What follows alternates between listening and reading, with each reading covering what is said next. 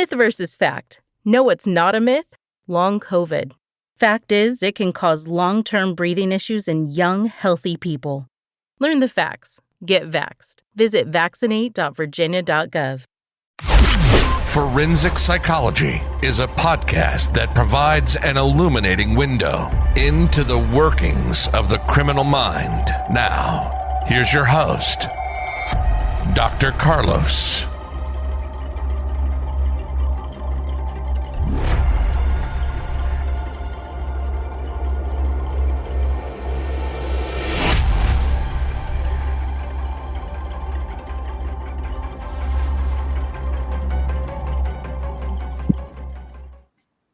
Welcome back, everyone. Today we have a great guest, Cloyd Steiger. Who is he? Well, he is the former chief criminal investigator of the Washington State Attorney General's Homicide Investigation Tracking System, HITS.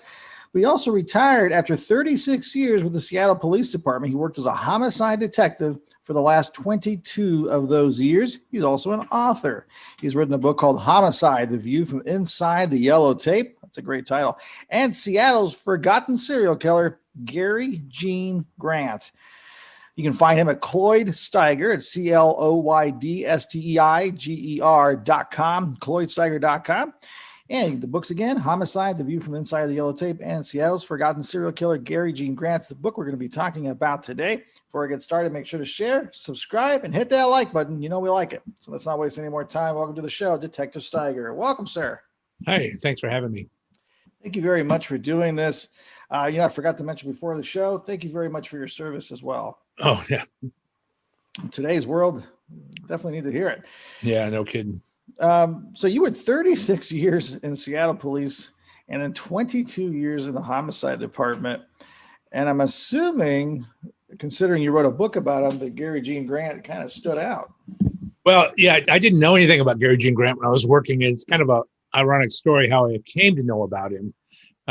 What happened was I'd written my first book, and shortly thereafter I get an email from a guy who says, "Hey, what do you know about Gary Grant? He was killing people in Renton, which is a suburb of Seattle, in the late 60s, early 70s. And I went, well, I don't know anything about Gary Gene Grant. So I started looking because I thought I knew all the serial killers in Washington. So I made a couple of phone calls, one to the county sheriff's office because they were involved, and one to the Renton Police Department. They both had his name, but not much. So I called I was doing this in my role as the chief criminal investigator at HITS in the Attorney General's office. So I called the prosecutor's office and they said, "You guys have a court file on this case?" They go, "Let me look." And then they called back and said, "Yeah, we got one." And I said, "Can I borrow it?" And they said, "Sure." So I went and picked it up.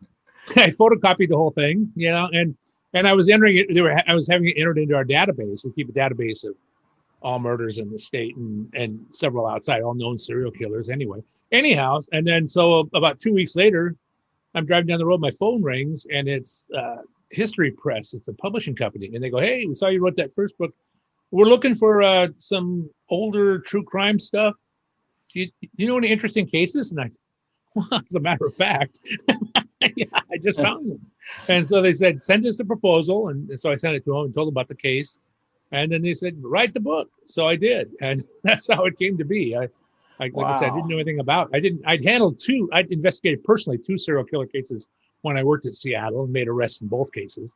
But I'd never heard of Gary Grant. And that's how it came about. So I just did the BIC thing, butt in chair, and wrote the book.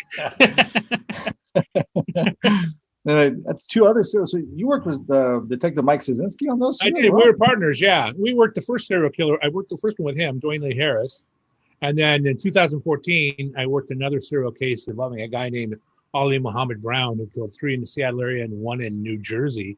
And he's actually that case is still open here. He got arrested in New Jersey and he pled guilty back there to that one, and then they extradited him out here, and he presumes he's going to plead guilty because he said on the court record, "Yeah, I killed that guy and I killed those people in Seattle too." So I presume he's going to plead guilty, but he's sitting in the county jail downtown right now, and it hasn't happened yet. And that, like I said, that happened on June 1st, 2014.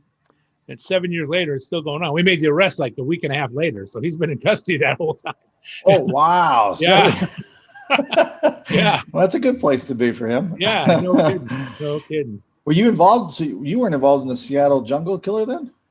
Oh yeah. That's Dwayne Harris. That's the one. Dwayne Harris. Yeah, Dwayne That's Lee Harris. right. Billy Willie's the street name, but That's his real what I. name is, Dwayne Lee Harris. Yeah. I kept referring to him as Chili Willie. Yeah, I know. I forgot Dwayne Lee Harris. Yeah, that's his real name. It's kind of funny that I'm assuming we're similar in age or somewhat, but I remember that every time he said that, it reminded me of the Penguin. Oh, I couldn't get the Penguin out of my head. Yeah, I know. Well, exactly. Well, they did a American Detective Joe Kenda did an episode on it. And as a matter of fact, I just reran like day before yesterday because everybody's calling me up. I saw you on TV about that. And he talks about the little penguin, Yeah, it's kind of like I don't know how to process that. Yeah, no kidding. I don't know. Yeah, it's like Mike, you adulterated my perception of Chili Willie. Yeah, no kidding. So let's get started with Gary Gene Grant. I'm going to try to do this a little differently. I don't know exactly how much background you remember or know about him, but yeah, I got a lot. What do we know about him in the sense of where he grew up? Did he have both parents? Because a lot of these serial killers have pretty messed up backgrounds. Yeah, and this is no exception. He grew up in this area. His dad at one point had been a sheriff in the Pierce County Sheriff's Department, which is where Tacoma is. Oh, wow. But then left. I don't know why. And he was like a residential security officer. His mom was at home, but she was a raging alcoholic. And when she got drunk, she would erupt, throwing things around and browbeat his dad. And his dad would leave for weeks at a time to get away from her and come back. And Gary, he was in the middle of that. And I'm sure he had a traumatic childhood. He alleged after, when he was interviewed in prison one time, that he was sexually molested by his mother. I don't know if that's true or not. Again, he had a bad childhood, but a lot of people have really bad childhood and end up being good people because at some point you're an adult, pull up your pants and, take responsibility for your own actions and move on, and it's easy for me to say because I didn't have a bad background, but I know a lot of people that have had pretty bad backgrounds that ended up being productive members of society. It's not an excuse, particularly to murder people, much less do anything else. But he did come from that background. He fits that profile pretty well. You make a great point, because a lot of them who are abused are not. And usually what I found out, it seems like a lot of those who do come from bad backgrounds that do okay had some kind of mentor somewhere along the way, whether it's an sibling, an uncle, somebody at some point took them under their wings. That's usually the case. And that's the problem you have in society now. All these people running loose with no family life, no solid base, and they don't grow up being compassionate. And so they're not compassionate to other people either. And, that's kind of, maybe the seeds of psychopathy. Who knows? Did his mother drink by chance? Do we know? His mother did. She drank heavily, and that's when she drank, she would go into rages and throw things around the house, and they moved from place to place. They lived in coincidentally enough. I mean, they lived in a boat right down the hill from where I live now, on the water for a while. Oh wow! And I thought they'd have an adventure living on a yacht. Well, that didn't work out. And when this all took place, they were living in a single wide trailer in Renton, Washington. I always say Renton. Nobody knows Renton, but the most famous thing about Renton is that Jimi Hendrix is buried there.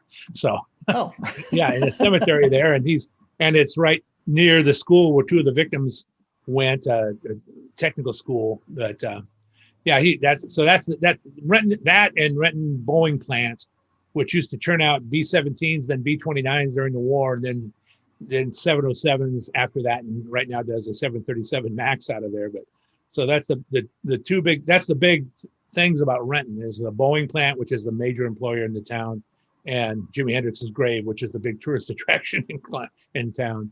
That's crazy. Yeah. And the reason I asked is because I'm obviously I teach criminal psychopathology for those who listen to the podcast, but I've been really fascinated in the last year about the exposures to different things in utero for the baby, and now alcohol too, sure, prenatal alcohol exposure.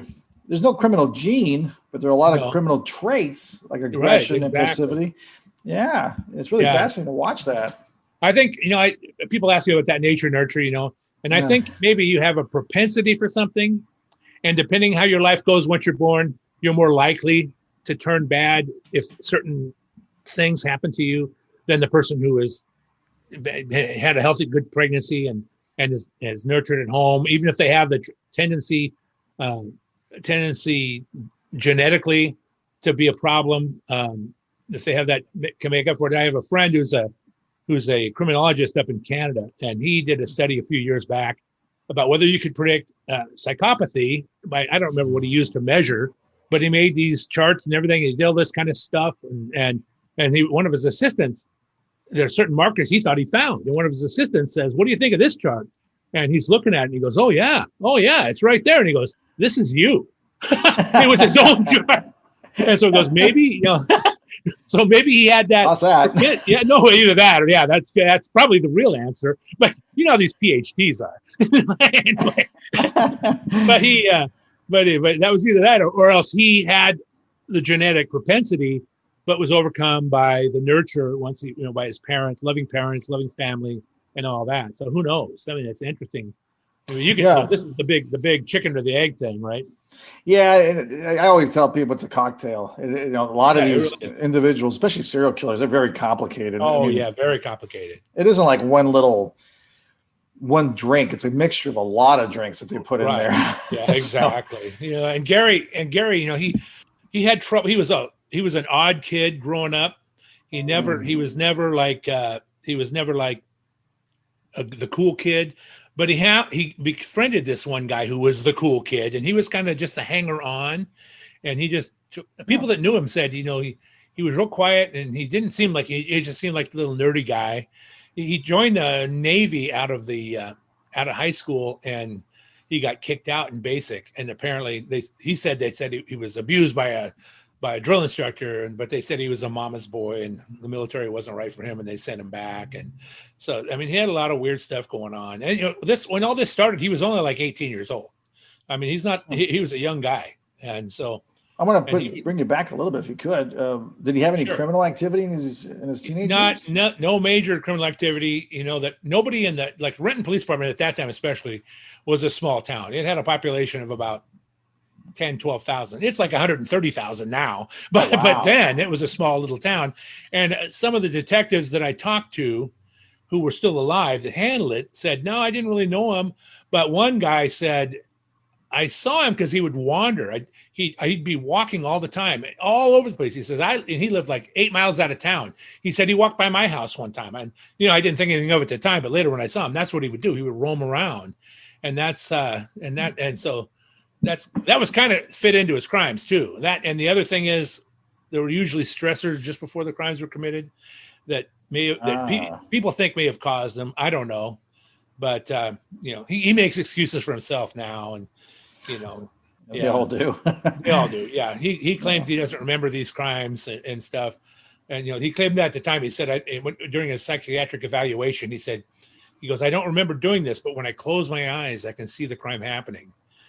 Which is, by the way, that's what I wanted to name my book, When I Close My Eyes, but the publisher wanted to do something else. That's not a bad name. No, it's not. That's because that was his thing. So when I close my eyes, I can see it happening as if I were a camera. That's what he said in his psych eval. Interesting. Yeah. I remember Ted Bundy blamed society for. Oh my God! Yeah. For his little thing. Ted Bundy blames everybody but himself. Yeah. Yeah. Did you? I don't know. I'm sure you're familiar with the McDonald triad with bedwetting and fire setting. Oh yeah. Did he have any of that? Do we even know? Well, I don't know. I would suspect he probably had bedwetting. I don't know that for a fact, just because of his personality type. I don't know if he was never arrested for lighting fires or handled, as far as I know. He had very little criminal history, so I don't know about. You'd have to actually go back and talk to him and see if he would admit being in that area, but I don't know. I guess we'll head to the first one. What was the very first murder he committed? Well, the first murder he committed that we know about, I always preface it with this. That's true. This 19-year-old girl named Denise Erickson had just graduated from high school the year before, moved to an apartment with her with a roommate, was attending a school called Renton Technical College then. It's called Renton Vocational and Technical School now, and it was up on the hill by where Jimi Hendrix is buried. And she was taking culinary arts, and she had a end of the semester term paper coming up and she is supposed to put this whole meal plan for these ethnic foods. And so she was at home, and she worked at a restaurant right next to her apartment. And she was home at like 5:00 in the afternoon, and she left and wrote a note to her roommate, said, I'm going to the library. And the library is only about 3/4 of a mile away. You can take city streets to get there, but there's also, she opted to go down to Cedar River, runs through town there. And she opted to go into town and walk along the river. The library is actually built over the top of the river. It spans across the river. So when you're in there looking, you can see the river coming underneath it. And she was in there, and people saw her there. And then sometime after dark, this is, again, December 16th. And around here, it's dark by 4:30, 4:45 on December 16th. It gets dark early here in the winter. And she left to go home, and she never made it. Nobody saw her. The next morning, a guy worked at a business nearby, and he thought he was going to go fishing after work on the river. So he walked down this trail to the river to check the conditions. And it was lightly raining. It was kind of a gray, drizzly day, not really raining, but just drizzle. As he went down there, he looked and he saw something. And of course, what all people who find bodies say, I thought it was a mannequin when I first saw it. And then he walked over there and he looked at it, and it was the mostly nude body of a woman. And so he turned to run back to his office or his business to call the police. And in the meantime, one of his other friends was coming down. He goes, I found a body. And he took him down there, and they looked. Yeah. So he went back up. They called the police. What part was covered? What part was covered? She was laying on her back. She had a sweater on, but it was pulled up around her. She was totally exposed. Her breasts were exposed. She was completely nude. She had one sock on, one sock off. Her sweater was pulled up to her head. Her bra was off. The clothing was around. Yeah. And so they went and called the police, and the police came. Okay. Again, Renton was a small town at that time. And the whole police department was 50 people. They had 5 detectives. Right? 5? Yeah, 5. That's the whole police department. 5 detectives, and they're all generalists. They don't have a homicide unit. They are just detectives. And every might detective have been the first homicide, right? Yeah. No, they'd had other homicides, but it was, Oh, yeah. As a matter of fact, they had other homicides, but most of them were, guy gets in a bar in an argument, shoots a guy, everybody sees it, or domestic violence thing, or things that are like, when I was in the business, we called them grounders. The guy's in custody by patrol by the time you get there. And it's, you talk to him, you file the papers, and the case is done.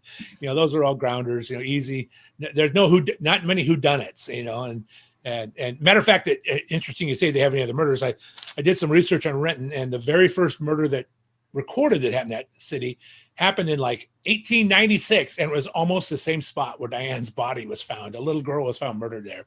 Oh, wow. Yeah, almost the same spot. Very, very close along the river there. Is it hidden or something? No, and not then. No, it was just laying out. Yeah, but that wasn't developed then. It was just, it was like out in the woods. Okay. Yeah. They had a little town was nearby, but that was out in the woods where she was. Now it's in the middle of town.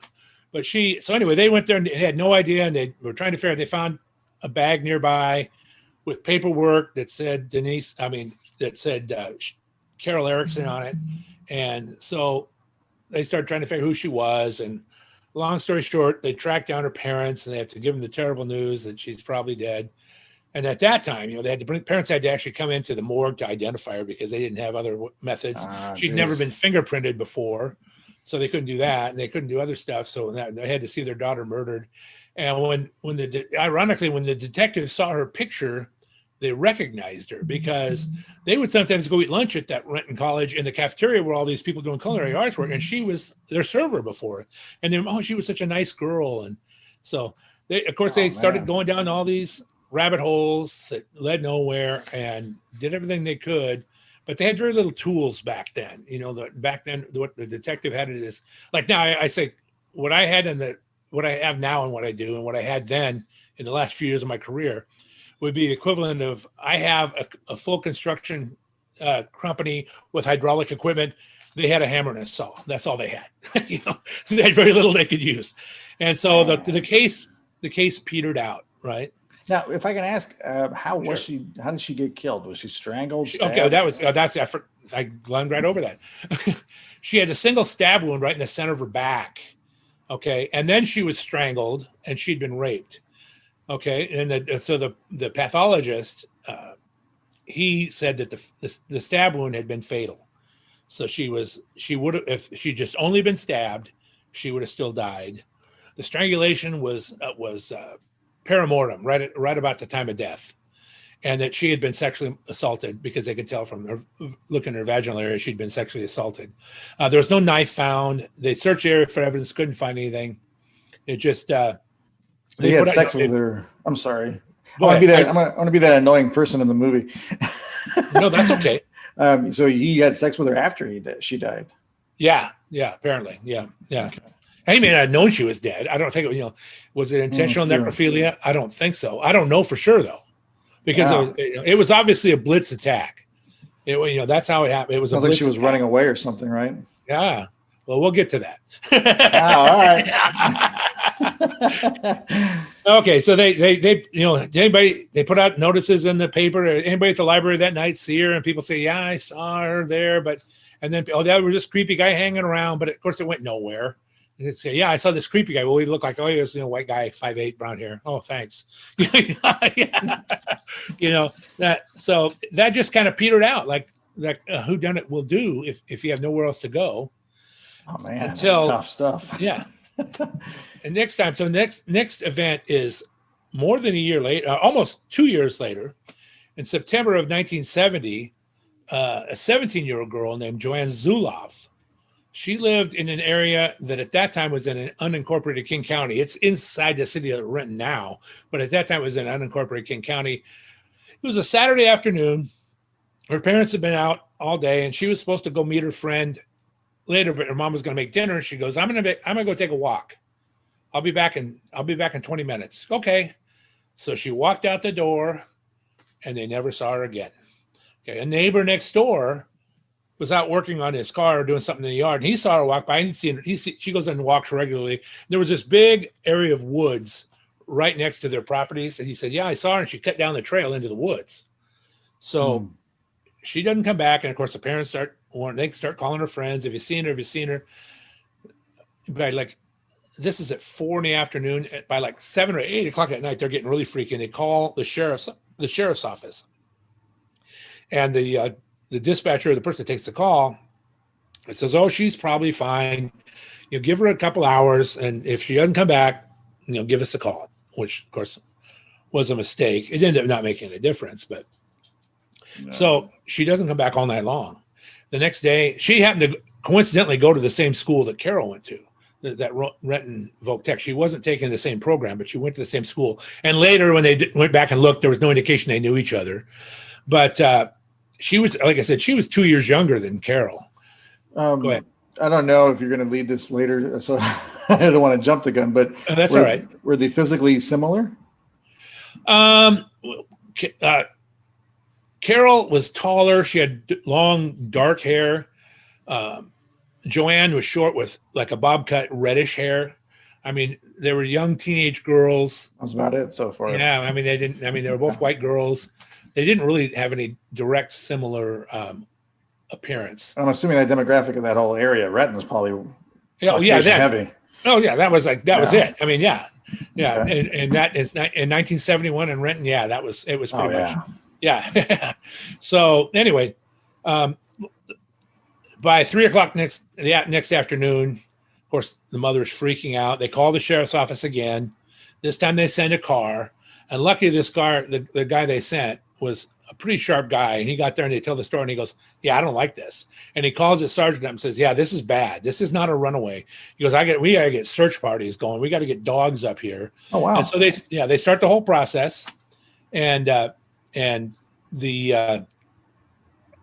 they do that, it takes a while.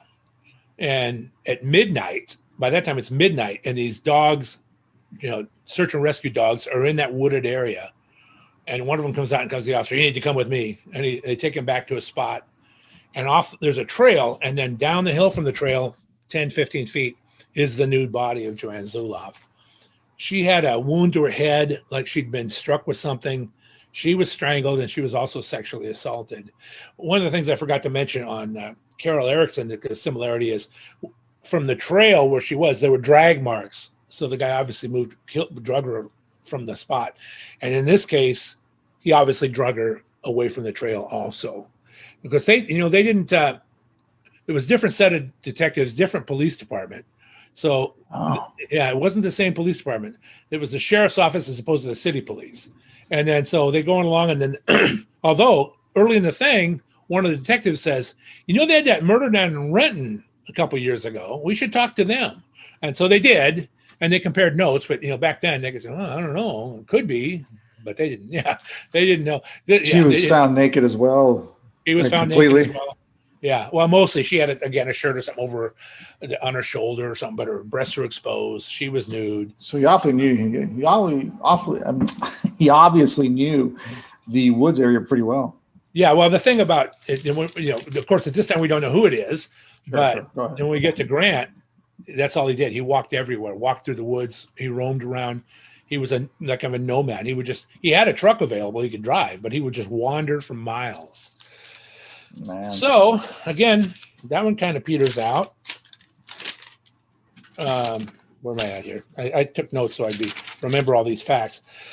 The next April from that time is it's a no school day. They had those teacher workshop days or whatever they have. Yeah, days off for these two little 6-year-old boys that live up in. Again, they live in unincorporated King County at that time. Again, now still in the city of Renton, and they're playing, and they're with all the neighborhood kids, and a day off, and the mom sees them out playing, and a while later she looks out, and the two boys are gone, and she yells out to the little brother of one of them, "Hey, where did Brad go?" They went off into the woods. They're playing in the woods. Well, they had again this huge woods by their house that they went and played at all the time because this was a low crime, and nobody even thought about things like this happening, right? Well, they don't come back. And now pretty soon people are starting to freak out. And so the police are called, and again, because these are 6-year-old boys, a search is initiated immediately. And they start looking through these woods, and they don't find anything. And they're looking, and they're looking for 2 or 3 days. And the river runs down below, the same river, Cedar River runs down below these woods. And the police are all afraid these boys fell in the river and were swept away. That's what they're thinking probably happened. Oh, right? Yeah. So on that same night, a guy walks into it was called Valley General Hospital now, Valley Medical Center now. It's a hospital in Renton. And he's actually odd. And he just sits down in a chair and doesn't go up to the desk, and people are trying to talk to him. What can I help you with? And he's acting really weird. So finally they get a charge nurse to come out, and she starts talking to him, and he goes, "I just have this feeling like I want to hurt children." That's what he says to him. And he's like, "What?" And he's obviously a psych patient, right? So they take him in the back. Yeah, they take him in the back, and the ER doc comes back to talk to him. And he says, "Yeah, I have this feeling I'm going to hurt children. This happens to me every now and then." He tells him he's got a psych history. He tells him all about it. And then so the doctor says, give him a shot of Thorazine, put him in the room. And that's what they did, and let him sit it out. So this doctor's at home a couple days later, and his wife was leaving to take their daughter to school. And his wife says to him, "Isn't it strange? Those 2 little boys still haven't been found." And he goes, and he heard something about, when did that happen? He goes, "That's Tuesday. They've disappeared." And then he started thinking about it. He goes, "That's the day that guy came into the hospital." And it's not far from the place where the boys lived.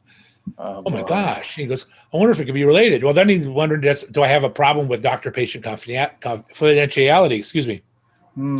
So he calls up, "I need to talk to the hospital's lawyers," and it takes a couple hours. And he's on the phone with hospital lawyers, and there's some battered child exception to the law. They say, "You can call the police." Okay. We're going to pause that story for a second. Back at the scene. They had like local volunteer firefighters are helping look for these boys. And one of them was walking down a trail, and just out of the corner of the eye, he spots something, and he looks over, and he sees, looks like hair sticking out of the brush. And he goes over there, and he sees that there are 2 heads of hair, but they're covered with stuff.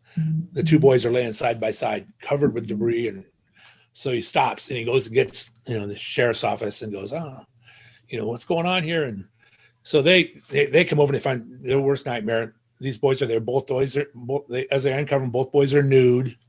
One of them's been stabbed. The other was strangled. There's no obvious sign of sexual assault on these boys, but they're completely nude. And so they start, as they start to do this, the King County Sheriff, who's investigating, goes, "This is in the city of Renton, where we are right now." So now they go back and call the Renton Police Department. We'll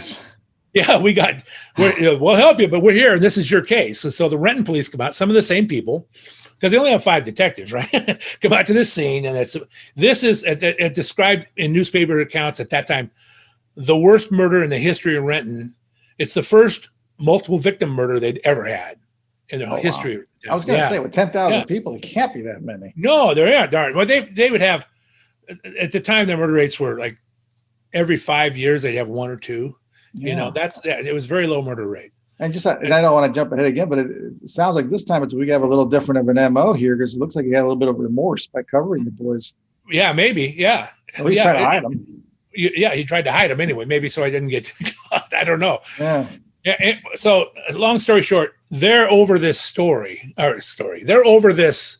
They're standing over the body when they get a message that this doctor at the hospital needs to talk to him about what happened. So 2 of the detectives leave and go talk to this doctor. Jeez. And he tells them the story. Well, this guy's still in the hospital. So they got to start talking to this guy. His name is John Chance. He's still in the hospital. And they start talking to him about what he was saying. And he goes, I can't believe I would do that. I don't know. And he didn't seem to know anything about the case, doesn't know anything. And so they have him transferred to Harborview, which is a big trauma center in Seattle that has a secure psych facility at it. They have him transferred there and held. There's some issues about whether Harborview will hold him or not, but that gets worked out. And they leave. And they go back and process the scene. The next day, detectives go back to Harborview and pick this guy up and bring him back to the Renton police station. Now he starts telling them details about this crime. He's starting to tell specific details about this crime. And he talks about what he passed, the bodies recovered with this stuff, blah, blah, blah, blah, blah. So they think, wow, this is our guy.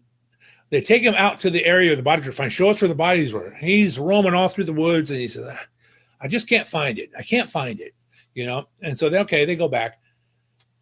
They get the prosecutor involved, and they decide, we got enough. They charge this guy with 2 counts of first-degree murder against these boys.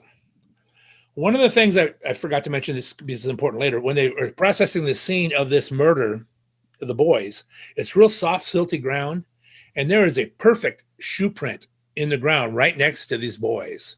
And they look at it. Yeah, it's a beautiful shoe print. And they photograph it, and they take a cast of it. And they have that. So in the meantime, luckily, these detectives didn't stop working the case.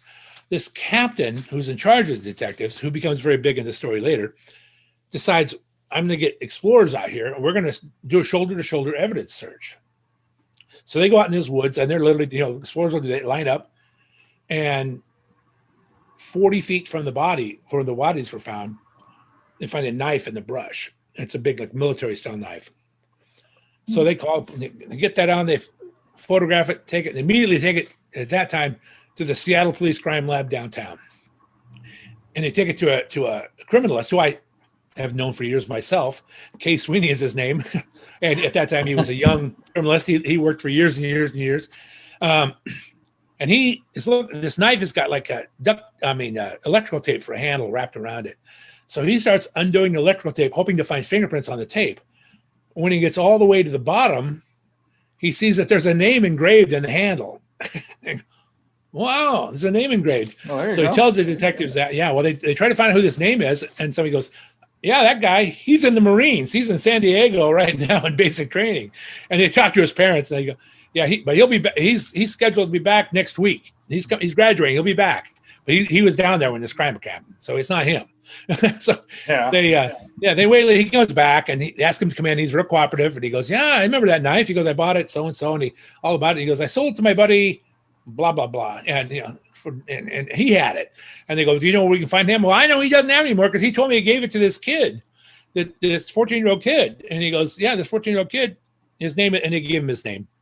He goes to a local junior high, and so they go to the junior high and pull him out of class and go talk to him. And they go, hey, remember that knife? he goes, yeah, I had that knife. And you start talking about it. He goes, what happened to it? He goes, he lives in this. He goes, I was with this friend of mine. He lives in the same trailer court I live in. We were in his truck. And I got out and I remembered I left it in the truck. And I didn't have it. And I called him up and I said, hey, I need my knife back. And the guy said, oh, my dad has it. And he found it. He put it in his room. I'm not going to go in his room. He goes, who's your friend? He goes, my friend's Gary Grant. That's what he says. So, of course, they don't know anything. Gary Grant, okay. But they're thinking about the whole thing. And the dad supposedly had the knife as far as they know. The dad is a residential patrol guy, has what looks like a police car to a 6-year-old kid. And thinking, maybe this dad is the guy. So they go up to interview the dad. Now, first of all, I want to see if he has anything to do with John Chance, if they know each other or anything like that. They go up to interview the dad, and dad's like, I don't know what you're talking about. I don't know about any knife. he goes, where's your truck? He goes, my son Gary has it. And while they're sitting there, Gary pulls back in the truck. And so one of the detectives goes out. He says, I'll go keep outside. He goes out and says, hey, Gary, Renton Police, we're talking to your dad. Why don't you have a seat in my car? And as Gary's okay, and as he sits in, his bottom of his shoes exposed, and this detective sees it and goes, that's the shoe print from the crime scene. He recognizes the shoe. He recognizes the shoe print because it's the pattern anyway. That's the same pattern as that one. So he goes in to get his partner. Come on, we got to go. No, come on, we got to go. We got to go. And then they get out and they take Gary down to their office and they start talking to him. And at first he says, yeah, I remember that. I was even up there helping try to find those boys. I was involved in the search and all this kind of stuff. And then he said, you're willing to take a polygraph? And he goes, yeah, I'll take a polygraph. So was he nervous yet? Yeah. What? Yeah. Was Gary getting nervous or? He was kind of acting weird, but Gary's an odd duck. All right. So it's like, by this time it's like 4:30 in the afternoon. They don't have their own polygraph operator. So they call the Seattle Police Department and the polygraph operator they use is a Seattle police detective, but he's gone for the day. And one of the other guys goes, I'll try to get a hold of him. Hey, bring him on down. So they get down to the Seattle police office, downtown Seattle. And they go in the room and they go, Dewey is the polygraph. I didn't know him. He was gone long before my time. If I can ask, how long did you start your career after this case? I came on in 79, and this happened in 69 to 71. Okay. So about 8 years before. Yeah. Okay. Dewey Gillespie is the polygraph operator, and he's like, I can be there like at 6, and he goes, okay, or 7 or something like that. So one of the other guys goes, why don't you take him out and give him something to eat or something, get him out of here so he's not so nervous. So okay, they go up, they go to a local Jack in the Box, and they're sitting there and they're talking all they want about everything in the world except this case, right? They're not talking about the case at all. They're just chit-chatting. Finally, they go back to the office, and Dewey Gillespie's there, and he introduced himself, and he said, I'll go take him in the room. So he takes him in the polygraph room, closes the door, and he's just explaining how the polygraph works to Gary, and Gary starts crying, right? The door opens, and Dewey walks out, and he says, he just confessed to me that he murdered those boys. And they're like, what? So they go get Gary and bring him out, and they start taking a recorded statement from him. And he talks about how he was wandering through the woods. He saw these boys, and he didn't know why. He approached them, and one of them, he saw the first one. He followed them for a long time, and they separated. And he came up to the first one and said, take off your clothes. And the boy said, no. And he punched him. And then the guy took off his clothes. And then he said, he just immediately started stabbing him multiple times with his knife. And he says, about that time, the other boy came walking back, and he grabbed him, and he had a blind cord from living room blinds, and he wound it around his throat and strangled him to death. He undressed him. He said, I thought about molesting him, but I didn't. Did he or not? I think he probably did. And then he goes, I don't know why I did it. I like little boys. And he said, then he covered him up and left, right? So, of course, when they're taking the recording, the recorder fails to record everything after. No. All the important stuff did not record. So now they have to go back and they're taking a handwritten statement from him. They're writing it out all over. Fortunately, he told the story enough again. He signed the statement. So Gillespie comes back and he goes, let me talk to this guy again. Okay, so he walks him back into the room, and he sets him down and he looks at him. He goes, I'm thinking about a girl. And Gary goes, Was she walking by the river? Did she have long black hair? And he starts talking about that. And he starts confessing to Carol Erickson's murder. And suddenly, right in the middle of a sentence, he changes and he starts talking about Joanne Zuloff. She had reddish hair and a short bob. And then he comes out and he goes, he just confessed to killing those other 2 girls. And of course, now they're going, so they have to call. Wow. Yeah, they call the sheriff's office to get the detective. Ironically, this detective is handling it for the sheriff's office. I went to high school with his daughter. I didn't know him, but I knew his daughter. And so they're talking to him all night long. They take him back to the Renton police station and they're interviewing him and stuff. Then Gary gets a lawyer the next day and the lawyer goes in the room and interviews him. And then now the prosecutor's office goes, we got somebody charged with these murders. And we got another guy that just confessed to him, and then they figure out, oh, that's right. They have to drop the charges. Chance. Yeah, you have to drop the charges on John Chance because that was just mostly circumstantial, but he knew all the facts, right? And I was wondering, how did he know all the facts? Well, I went back to the newspaper archives, and I found out that the Renton Police Department had released all the facts, and they were in the paper. So he probably got a paper when he was up in the psych ward and read about the story and just regurgitated the facts that he said. That's why you never tell all the facts. You always hold that thing back that only the killer would know. Yeah, just for that reason. People don't get that why aren't they telling everything? Yeah, that's exactly right, because that's how you can tell if it's a false confession or not. And John's was a false confession. Thank God they caught it when they did. Not 30 years later. So he was delusional as it was. He was just, and one of the detectives later said, that guy would have said anything you wanted him to say. And he was just a nut. So then they're starting to talk. They find out somehow that the room that they had Gary in and the room that he and John Chance had both talked to their lawyers in, the captain had wired it for recording without anybody else's knowledge and recorded all the conversations, including Gary's conversations with his attorney and John Chance's, which can be a fatal mistake in a case like this. So that is a monkey wrench thrown in the works. They discover it. They stop everything. The elected prosecutor for King County at that time, his name was Christopher Bailey. He's still around. I talked to him about this case. He right away separated himself, his office from the recording. Nobody in my office is going to listen to the recording. He got assistant attorney general to take over that part of the thing.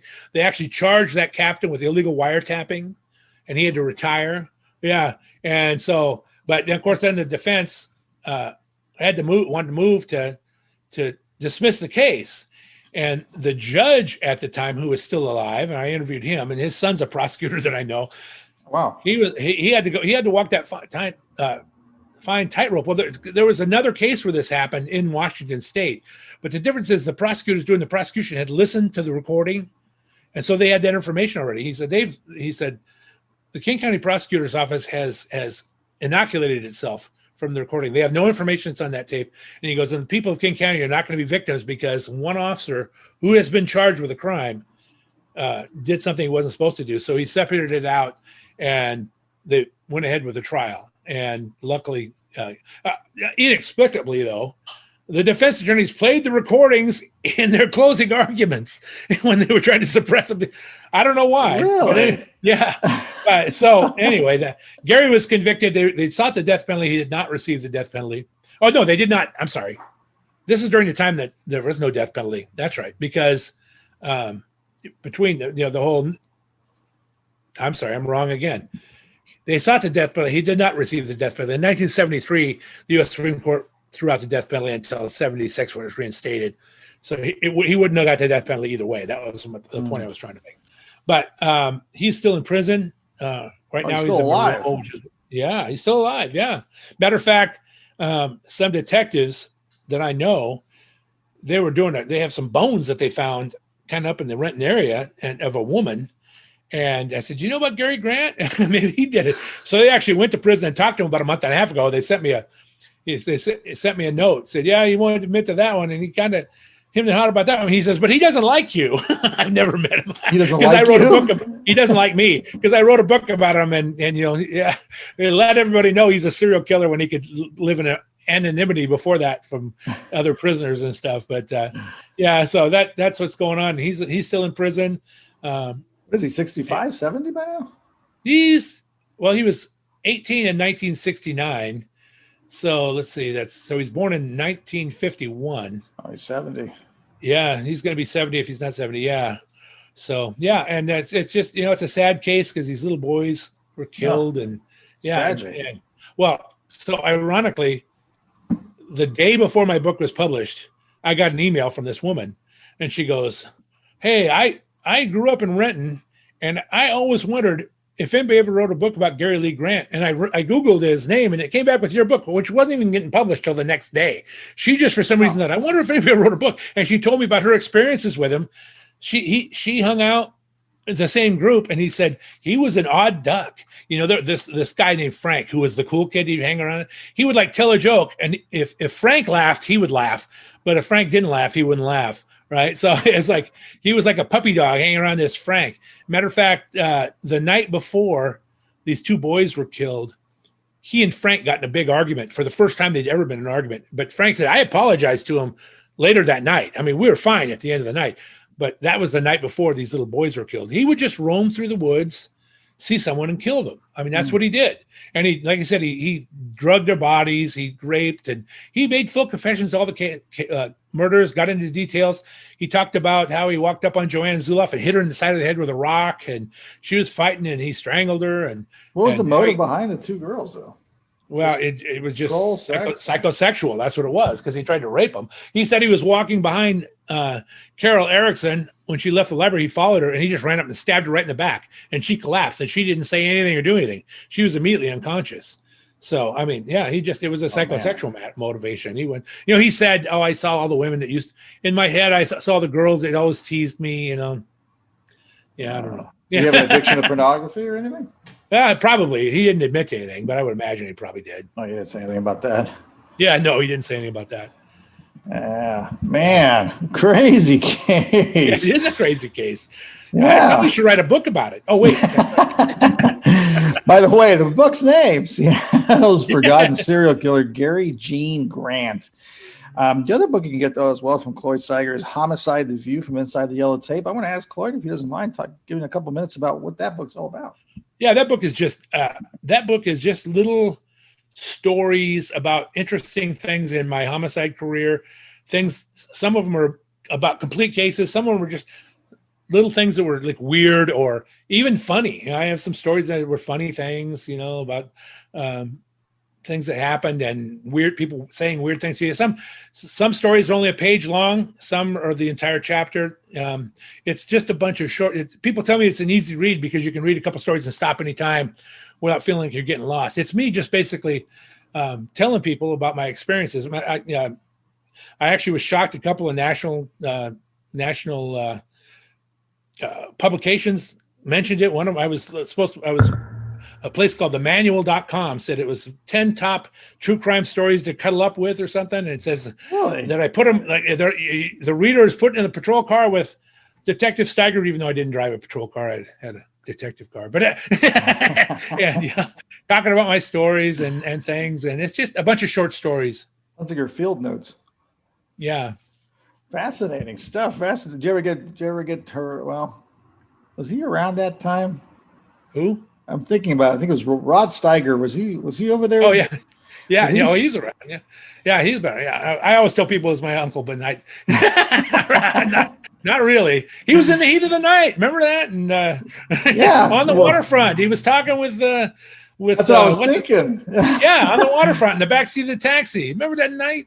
I kept getting confused between Steiger and Carol O'Connor when they brought the show. Carol O'Connor, that's right. Yeah, well, because they both played the sheriff, but Carol O'Connor was on TV and Rod Steiger was in the movie. Exactly. Yeah, exactly. Yeah, and that was a great cast job too. That's Steiger's hard to fill. Yeah, I know. Yeah, no kidding. Yeah, that was great.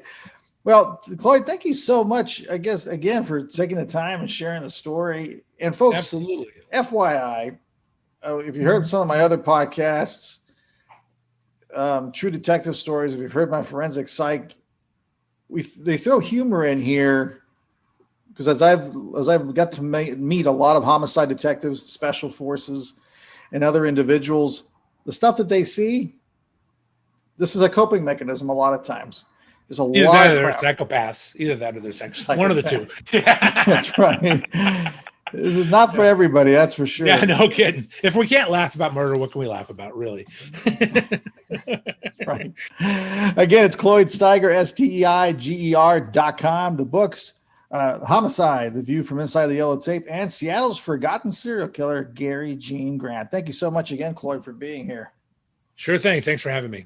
Thank you, everybody. Make sure to share, subscribe, hit that like button. You know we like it. Savings starts with Xfinity. Get a great price on Xfinity Internet. Plus, ask how to get an eligible 5G phone on us. And for a limited time, $300 back when you add Xfinity Mobile. Go to Xfinity.com/start saving. Call 1-800-XFINITY or visit a store today. Restrictions apply. It's a new day, and it's coming at you fast. With Comcast Business, you'll have what you need to take on every twist and turn, like the flexibility to control multiple Wi-Fi networks from anywhere, a cybersecurity solution to help protect all your connected devices, and the power of the nation's largest gig speed network, all supported by a dedicated team available 24/7. Every day in business is a big day. Comcast Business will keep you ready for what's next. Comcast Business, powering possibilities.